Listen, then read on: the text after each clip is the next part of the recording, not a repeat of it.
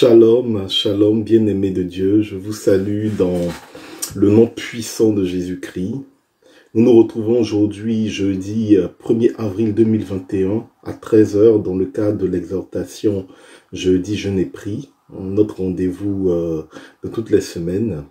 Et dans le cadre de cette semaine sainte, nous allons encore partager la parole en ce jeudi saint, jeudi de jeûne, afin que véritablement nous nous nourrissions de cette parole, comme nous avons coutume de le dire. La parole nous rappelle que nous ne sommes pas que de nourriture, mais également de parole de Dieu.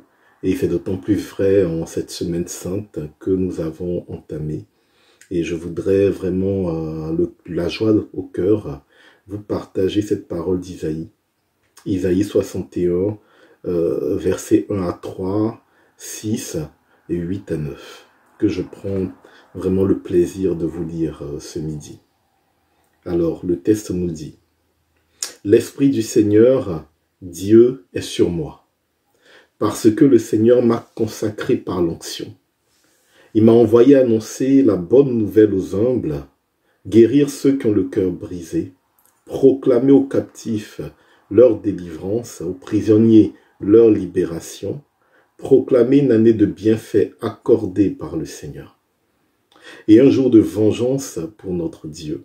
Consoler ceux qui sont en deuil, ceux qui sont en deuil dans Sion, mettre le diadème sur la tête au lieu de la cendre, l'huile de joie au lieu du deuil, un habit de fête au lieu d'un esprit abattu. Vous serez appelés prêtres du Seigneur, et on vous dira servant de notre Dieu. Loyalement, je vous donnerai la récompense. Je conclurai avec vous une alliance éternelle. Vos descendants seront connus parmi les nations, et votre prospérité au milieu des peuples. Qui les verra pourra reconnaître la descendance bénie du Seigneur. Parole du Seigneur notre Dieu. Nous rendons gloire à Dieu. » Alors vraiment, je me réjouis de ce texte parce qu'il me donne l'opportunité de parler d'un sujet très important. De parler d'une personne. Aujourd'hui, je vais vous témoigner d'une personne. Bien aimé, il n'y a pas très longtemps, je crois qu'il y a peut-être une petite semaine, Facebook, le Facebook, on connaît très bien le réseau social, m'a poussé une émission juive, donc destinée à la population juive de France, et dont le thème était Jésus. Donc ça piquait ma curiosité. Je me suis dit, mais ah bon, c'est très intéressant, ça me donnerait une autre lecture du Christ, la lecture de ce que l'Église appelle nos aînés dans la foi, n'est-ce pas? Et donc je prends le temps, j'écoute, je suis l'émission, et dans l'émission, le grand rabbin qui développait son argumentaire disait comme ça que pour lui, c'est encore un mystère. Comment quelqu'un qui est juif a réussi à fédérer autour de lui quelque chose qui, 2000 ans après, subsiste. Comment il a fait? Parce que, on le sait, les juifs, ils sont fédérés autour de leur terre. Ils sont fédérés autour de leur, de la descendance d'un peuple, n'est-ce pas? C'est ça qui les fédère et qui les réunit depuis des siècles et des millénaires. Mais nous, ils ne comprenaient pas, ils ne voyaient pas ce qui avait réussi à nous fédérer dès l'origine. Et je me suis questionné, je me suis dit, mais c'est vrai, c'est pas faux. Lorsqu'on regarde un peu la parole de Dieu, on voit que ceux qui ont suivi le Christ, ce sont des gens d'origine diverses, totalement diverses. Il y avait d'abord les Juifs, les apôtres que le Christ avait pu, autour des 12 réunis autour de lui, mais après la résurrection, la mort et la résurrection, il y a eu des Grecs qui ont suivi le Christ. Il y a eu des personnes de cultures différentes, des Colossiens, des Sadducéens, toutes ces personnes-là que Saint Paul a pu évangéliser, mais qui ont suivi. Et on peut se questionner, je me disais comme ça, mais c'est pas faux. Qu'est-ce qui a réussi à fédérer toutes ces personnes-là? Et donc, dans ma prière personnelle, je prie tard de la nuit, dans ma prière personnelle, le Seigneur est venu me rejoindre pour me dire, Joseph, mon fils, c'est qui a réussi à fédérer les premiers disciples, les premiers chrétiens du 1er siècle, c'était la personne du Saint-Esprit. Ah, la personne du Saint-Esprit. Bien-aimé de Dieu, comme le dit Isaïe, l'Esprit du Seigneur Dieu repose sur moi. Effectivement, ce qui nous fédère, ce qui nous unit, c'est l'Esprit de Dieu qui repose sur nous. Le Seigneur, en partant, a dit, je ne vous laisse pas orphelins, mais je vous envoie le Paraclet. Il ne vous parlera pas de moi-même. Il ne vous parlera pas de lui, mais il vous parlera de moi. Et il viendra accomplir toutes choses. Et lorsque l'Esprit est répandu sur les disciples le jour de la Pentecôte, il est venu comme pour construire l'œuvre de Dieu, comme pour accomplir l'œuvre de Dieu.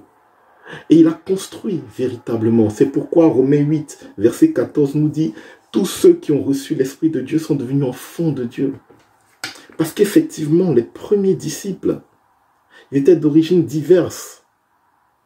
Mais lorsqu'ils se retrouvaient, ils se rendaient compte qu'ils vivaient les mêmes réalités spirituelles. L'Esprit de Dieu était sur eux. Lorsqu'ils se retrouvaient, ils se rendaient compte que, en fait, ils parlaient une langue qu'ils ne comprenaient pas. Qu'aujourd'hui, on appelle le parler en langue. L'une des personnes commençait à parler une langue qu'il ne comprenait pas. Il n'arrivait pas à définir ni à traduire ce qu'il disait. Et puis, il rencontrait une autre personne qui parlait la même langue. Et ensemble, ils utilisaient cette langue-là pour prier. Et leur prière glorifiait le nom de Dieu.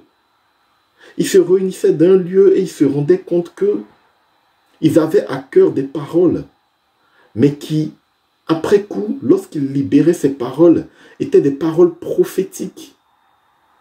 Bien-aimés de Dieu, je ne sais pas si vous vous rendez compte, mais ils se réunissaient dans un lieu et ils se rendaient compte que lorsqu'une personne était malade, ils ressentaient le désir d'imposer les mains. Et lorsqu'ils imposaient ces mains-là, la personne repartait guérie. Ils se rendaient compte qu'ils vivaient des réalités que personne d'autre autour d'eux ne vivait. Mais c'était les dons du Saint-Esprit. Et sans ces dons du Saint-Esprit-là qu'on construit l'Église de Jésus-Christ. Donc, nous les chrétiens, bien-aimés de Dieu, nous n'avons pas de terre. Non. La terre, c'est l'humanité entière, c'est le monde entier, notre terre. Nous n'avons pas une descendance physique. Non. La descendance, c'est tous ceux qui ont reçu l'Esprit de Dieu. Car tous ceux qui ont reçu l'Esprit de Dieu sont enfants de Dieu. Et de par ce que l'Esprit de Dieu nous fait vivre, nous devenons une famille. Nous vivons des réalités exceptionnelles. Nous vivons des fruits de l'Esprit Saint. Nous pouvons développer les talents que le Saint-Esprit met en nous. Et en ce jeudi saint, je voudrais vraiment nous le rappeler. En ce jeudi saint, par exemple, le Saint-Esprit qui habite en nous, le Saint-Esprit qui est venu sur nous, nous rappelle que nous devons laver les pieds de nos frères. N'est-ce pas? Nous devons être capables de laver les pieds de nos frères. C'est-à-dire que nous devons être capables d'être au service des autres. Nous devons être capables de savoir et de ressentir au fond de notre cœur que l'autre est à l'image de Dieu et que même l'autre est la bénédiction que nous attendons dans notre vie. Nous devons être au service des autres parce que si nous aimons Dieu, nous devons également aimer les autres. Et tout ça, c'est parce que nous avons en nous quelqu'un que je dis, c'est le plus grand des trésors. C'est une personne, la personne du Saint-Esprit. L'Esprit de Dieu est venu sur moi, comme le disait le Christ. L'Esprit de Dieu est venu sur moi. Alors, bien aimé de Dieu, je suis obligé de m'arrêter là. C'est vrai que c'est un peu court, je ne peux pas aller trop en profondeur, mais ce n'est pas grave. On sait aujourd'hui que ce qui nous réunit, ce n'est pas des éléments matériels. C'est l'Esprit de Dieu. Voilà pourquoi nous sommes des enfants du royaume des cieux. Amen. Alors, rendez-vous ce soir. La journée n'est pas finie. Rendez-vous ce soir à 21 h. Il y a le temps d'intercession. Donc vous partez à la messe du lavement des pieds et à votre retour, vous pouvez vous connecter. Ce qui va se passer, c'est que vous pouvez d'ores et déjà, dès maintenant, envoyer vos intentions. Vous pouvez aussi envoyer vos intentions pendant l'intercession. C'est une journée merveilleuse qui continue, un jeudi jeûne et prière qui se couple au jeudi saint. Et vraiment, je vous remercie et voilà, à très bientôt. À très bientôt.